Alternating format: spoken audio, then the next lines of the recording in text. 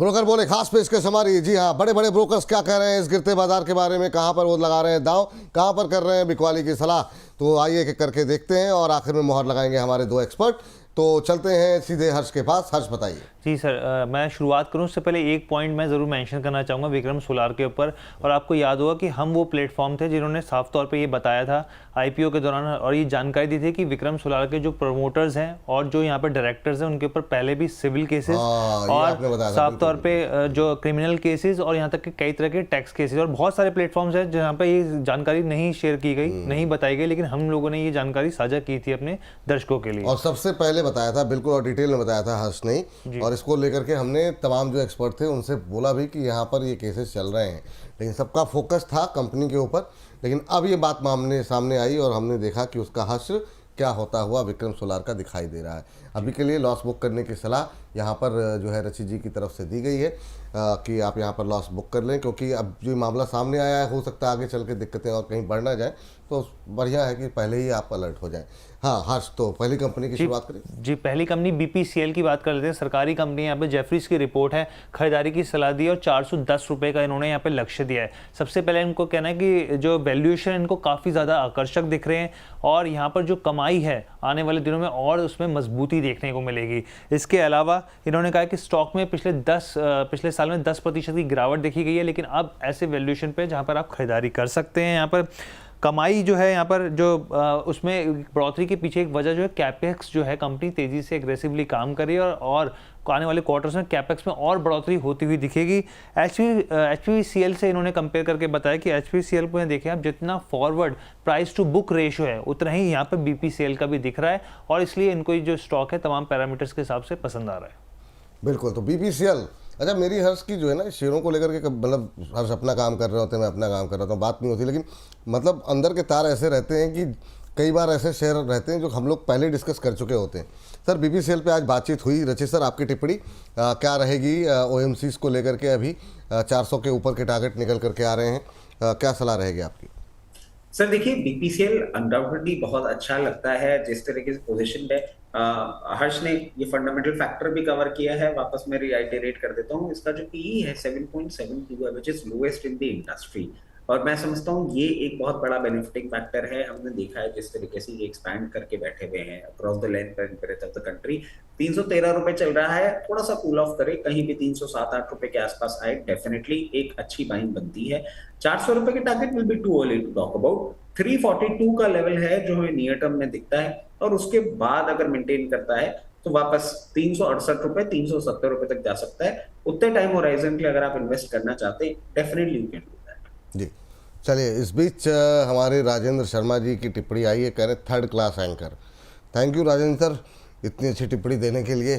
तो third class anchor, तो ये हमारे जो राजेंद्र जी की नाराजगी है। चलिए, थैंक यू सर। कुछ नहीं, आज थोड़ा मार्केट डाउन है तो पोर्टफोलियो उनका रेड है, तो बहुत सारे लोगों का ना ऐसा एक इंटरप्रिटेशन है कि अरे इस एनालिस्ट की वजह से ही पूरा इंडियन मार्केट खराब है, इस एंकर की वजह से पूरा इंडियन मार्केट खराब है। तो लेकिन अच्छी टिप्पणी भी है। मैं हर्ष के पास जाऊं, कह रहे हैं कि राजू जी हमारे, विपुल जी नमस्कार, रचित जी और प्रदीप जी को भी नमस्कार। रचित जी, प्रदीप जी, रवि जी, मंत्री जी, शर्मा जी, इन सब मोतियों को आप संभाल के रखिए। इनकी बुद्धिमत्ता से इम्प्रेस होकर के मैं शेयर मार्केट में आया हूँ। तो इस तरह की टिप्पणियाँ भी लगातार आ रही हैं। और हमारे एक और दर्शक की टिप्पणी आई है कि पंकज जी कह रहे हैं कि आप दोनों आते हैं एक साथ तो मज़ा आता है। तो अलग अलग टिप्पणियाँ हैं। हर्ष, क्या आपकी टिप्पणी क्या रहेगी अगले शेयर पर? जी, नवरत्न पीएसयू स्टॉक की बात कर लेते हैं हम यहाँ पर। इंजीनियर्स इंडिया लिमिटेड, EIL के नाम से भी लोग जानते हैं, प्रभुदास लीलाधर की रिपोर्ट आई है। खरीदारी की सलाह दी है, 245 रुपये का इन्होंने लक्ष्य दिया है। करीब 28 से 30% का अपसाइड इनको दिख रहा है। सबसे पहले इनका कहना है कि जो ऑर्डर बुक है वो काफ़ी ज़्यादा मजबूत है यहाँ पर। और FY26 की अगर हम पहले क्वार्टर की बात करें यहाँ पर, तो अगर आप ऑर्डर बुक को देखें तो करीब करीब यहाँ पे 1430 करोड़ के आसपास पहुँचती हुई दिखती है। जो कंपनी है अपने बिजनेस को तेज़ी से डिवर्सिफाई कर रही है यहाँ पे, अंतर्राष्ट्रीय मांग जो है वो देखने को मिल रही है और लॉन्ग टर्म के हिसाब से आउटलुक जो है वो काफ़ी ज़्यादा पॉजिटिव इनको दिख रहा है। इसके अलावा इनका ये भी कहना है कि जो यहाँ पर non oil and gas sectors हैं वहाँ पर भी कंपनी तेज़ी से एक्सपेंशन कर रही है। यहाँ पे भविष्य में ऐसे प्रोजेक्ट्स हैं जो 30 से 35% जो है हिस्सेदारी जो है कंपनी की और एक्सपेंशन मोड पर बढ़ाते हुए दिखेंगे। यहाँ पे अबू धाबी, सऊदी अरब, यूएई के आदि से यहाँ पे नए और ऑर्डर मिलने की उम्मीद है, जिससे 3 लाख टन क्षमता वाला MOU जो है वो साइन भी होता हुआ दिख सकता है। चलिए, तो ये प्रभुदास लीलाधर की रिपोर्ट EIL को लेकर के 245 तक के टारगेट निकल करके आते हुए बहुत सारी टिप्पणियाँ आ रही हैं। राहुल जी कह रहे हैं विपुल सर आप बेस्ट एंकर हैं, very bad comment, he is best actually, I think first class anchor, super duper anchor. बहुत सारी टिप्पणियाँ, थैंक यू आप दोनों का सपोर्ट, आप सभी लोगों का सपोर्ट करने के लिए। लेकिन अभी बात करते हैं यहाँ पर इंजीनियर्स इंडिया को लेकर के। सर 245 के टारगेट, प्रदीप सर बताइए क्या करें? बिल्कुल जी, डेफिनेटली पॉसिबल है। मैं पॉजिटिव ही देखता हूँ। ऑलमोस्ट देखेंगे 10,800 करोड़ के आसपास तो मार्केट कैप ही है और प्रॉफिटेबल कंपनी है। 500 करोड़ के ऊपर प्रॉफिट इन्होंने पोस्ट किया है लास्ट क्वार्टर में। सो बेसिकली अभी 193 194 के आसपास चल रहा है, एक सपोर्ट के आसपास ऑलरेडी आ चुका है। मुझे लगता है कि एक स्ट्रॉन्ग सपोर्ट है 180 185 के अराउंड, इससे ज़्यादा नीचे मैं नहीं देख पा रहा हूँ। और मुझे लगता है कि जिस तरीके से अभी बेस बिल्डिंग चल रहा है 190 को अगर होल्ड कर पाता है और 2 से 3 हफ्ता ये जो बेस है ये कंफर्म हो जाएगा तो फिर से आपको 200 के ऊपर जैसे ही जाएगा इजीली आपको 245 250 का टारगेट आते हुए दिखेंगे। तो जिनके पास है आप बने रहिए, करंट जोन से भी आप थोड़ा बाई करके जा सकते हो। एक 180 के आसपास एक स्ट्रिक्टली स्टॉप लॉस मेंटेन कीजिए। चलिए, इस बीच जो है ये टिप्पणी आती हुई, अब चलते हैं हर्ष के पास। हर्ष, अगली कंपनी कौन सी होगी? जी, टाटा ग्रुप की कंपनी टाइटन की हम लोग बात कर लेते हैं यहाँ पर। और बर्नस्टीन की रिपोर्ट है, आउट परफॉर्म की रेटिंग दी इन्होंने और 4,200 रुपये प्रति शेयर के भाव का इन्होंने लक्ष्य दिया है। इन्होंने कहा है कि जो जिस तरीके की डिमांड देखने को मिल रही है उससे कंपनी को फ़ायदा मिल रहा है। यहाँ पर फॉर्मल डिमांड है, काफ़ी अच्छी है। यहाँ पर 20 सालों में अगर आप इसका अर्निंग पर शेयर कैगर के हिसाब से देखें, वार्षिक जो यहाँ पे सालाना दर के हिसाब से अगर आप देखें तो 23% के आसपास पे यहाँ पे पहुँचती दिख रही है। 5 सालों में न्यूनतम मिनिमम यहाँ पे पी देखने को मिल रहा है, उस पर ट्रेड हो रहा है स्टॉक, ये भी इस रिपोर्ट में कहा गया है। सोने की कीमतों में तेज़ी का जो कंपटीशन है वो बढ़ा और जिस तरीके से हमने देखा था भी पीछे अमेरिका में और तमाम दर्शकों को बताया भी था हमने कि डायमंड को लेकर, सर्टिफिकेशन को लेकर नियम बदले हैं यहाँ पर, तो वो जो है वो ज़रूर एक इम्पैक्ट डालता हुआ यहाँ पे दिखेगा।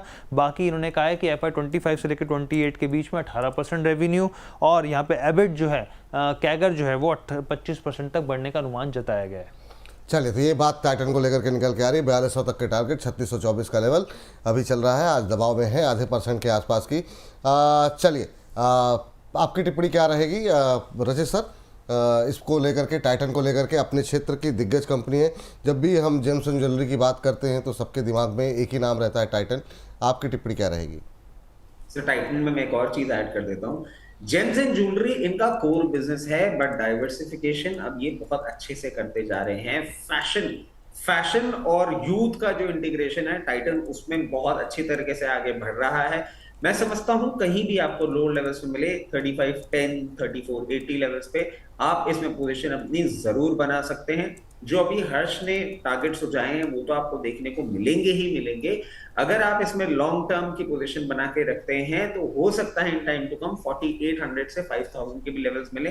पेशेंस रखिएगा, अगर लोअर लेवल्स पे मिले जरूर इसमें पोजीशन बना सकते हैं।